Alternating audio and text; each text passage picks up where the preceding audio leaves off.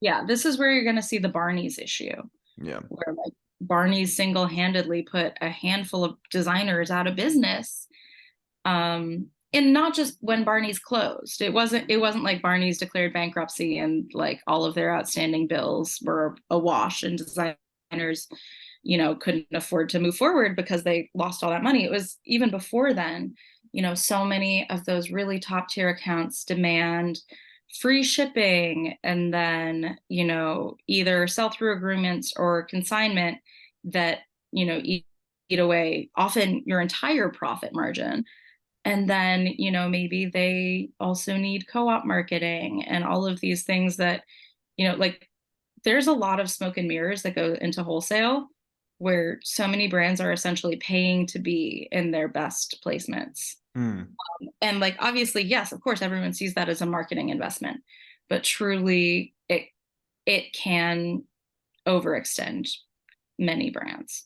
So Mm. that's the one thing to that's the one real risk of wholesale. Yeah, of course. Yeah. And I mean, I guess that's also one of the biggest benefits of focusing on markets is at the end of the day, I mean, wholesalers, we're in this weird position where fashion designers has always been in this weird position where they're enslaved to their wholesale accounts, right? But in reality, they need to understand that everybody is enslaved to the end consumer, right? Exactly. The wholesale accounts are enslaved to whatever people want to buy. So if as a brand, you're more in touch with that, and you can only do that if you're very focused on which market you're selling into, then the good wholesale partnerships will happen as proxy of you understanding that and basing your designs, your infrastructure on and your positioning on who the end consumer is versus, oh, what do I need to do to get into Barney's or Selfridges or, Harrods or whatever. And that's where Yeah. brands, smaller brands, can have the genuine leverage of, what, we can be in the store, but because the end consumer actually wants us, not because, the store wants us just for branding or positioning or whatever reason they want to just, you know, stock us in. Yeah. And so this is another thing that brands of all sizes should be able to do, but we haven't touched on yet is the importance of like follow through on your sale. So it's not just what you sell to the buyer and then you trust that the buyer understands what's going on at the retail level, because they have so many brands and you only have one or two or three or five maybe if you're at a multi-brand showroom. And so you need to be able to go to your shop floors and talk to the associates and talk directly to the customers. And so when the buyer comes in and says, I don't know, we're not doing so well with like we're not seeing crop pants right now. You you know, you can say, yeah, totally. I've been selling this one instead at like literally when I go to your shop floor, which is some like I don't think people realize so often that wholesale people actually spend a good amount of time selling directly to clients, but Mm. they do. And so it's like the more knowledge you have of what the end consumer is telling you, the more you can influence what goes on. And like buyers will appreciate it because they don't have time. Like they're not going to go and sit on the shop floor and sell this like one brand that might not Of be course, it's super your important. brand, it's your responsibility, right? And Yeah. it's Yeah. it's crazy because even the when you speak from a wholesale perspective about clients, oh, who are your clients? You're automatically thinking, oh, you must mean the retailers that I'm working with, right? When in reality, a client is a person that buys your clothing. So why not Right. spend your time understanding the actual client instead of a bridge, which is essentially what retailers are. They're bridges between brands and the actual end consumer. Spend time, understand what's going on, and then base your decisions based on that. And again, it goes back to what you were saying about the importance of focusing on markets. If you're trying to do this 10 different places in the world where you can actually physically be looking at things, having these conversations, it's essentially impossible for you to really have a genuine level of understanding of who your customer is, what they want, et cetera, et cetera. Right. Exactly. And you can also like, if you're doing the wholesale model, in New York, everyone who works in wholesale who sells to the New York department stores will go to the department stores. Like usually it's like every Friday morning you do the rounds and you fix up the shop floor. Like obviously bigger brands will have retail coordinators who do that. And it's like typically more of an entry level job. A lot of interns will do that. But at the same time, like literally, you will have like the VPs and directors going Yep. too, and just making sure that they still have the finger on the pulse Yep. everywhere. Like, obviously, like in New York, it's very accessible for people who are based here and who do this, but you can't always do that elsewhere. You obviously want to have a good like text relationship with everyone who's on the floor selling your stuff. You want to you want to be like every salesperson's best friend. And that obviously goes way beyond product. And then honestly, if you're a small brand and you're trying to get like a local following, I can't speak more highly of trunk shows. Hmm. Like even if you have a wholesale relationship that isn't necessarily like where let's say that there's a store that you have a relationship with, but they're not ready to invest super heavily in your brand. You can still go there and co-host an event with them and meet their customers, and they get a cut of the sales. But that's like a really good low risk way of doing kind of like a hybrid wholesale model without, like you get to take advantage of their space Hmm. and their customer base without fully just like throwing like all the visibility into the wind. Of course. So So like, yeah, collaborating with retailers. Yeah, yeah. yeah, but that's something that I always suggest for small brands who are like, okay, they're responsive, but they're not yet investing in me. What can I do? And it's like, well, you just got to go there. You got to have an event, and like if it's successful, they will want to buy.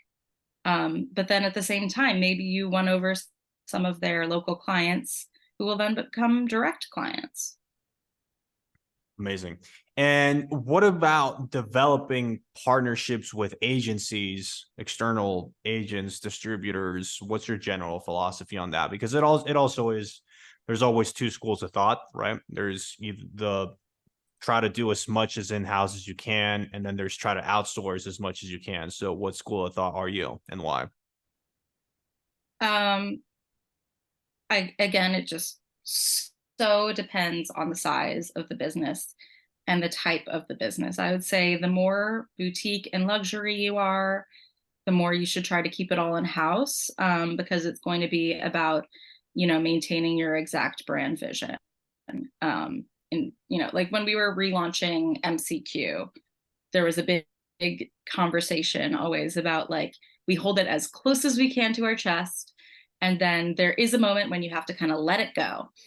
And with something that's like a little bit pricier, yeah, you hold it closer to your chest a lot longer. You want to make sure that it lands correctly, that it's, that everything about it is perfect. Whereas if you're doing something a little bit easier, yeah, like get regional people everywhere. If you're making flip-flops for $50, you know, get a distributor in every market and it'll be like pretty easy. It just totally depends. Interesting. Wow. And when it comes to, do you think it really varies on the sum? Is it mostly depending on the brand's positioning? So if it's luxury versus contemporary versus designer, or does it also depend a lot on the size of companies? Because obviously, and this is more speaking for smaller brands, because smaller brands, of course, understand the importance of keeping things close to heart, of course. But at the end of the day, they're the ones that need partners also the most because their time and resources are very limited. So, what is your personal philosophy on that? Do you think it's also size dependent, or is it mostly just Yeah. positioning? I mean, it's all of the above. I've never had trouble convincing a designer to hold things close to heart, obviously. Yeah, of course. It's always the opposite. It's the opposite. Yeah.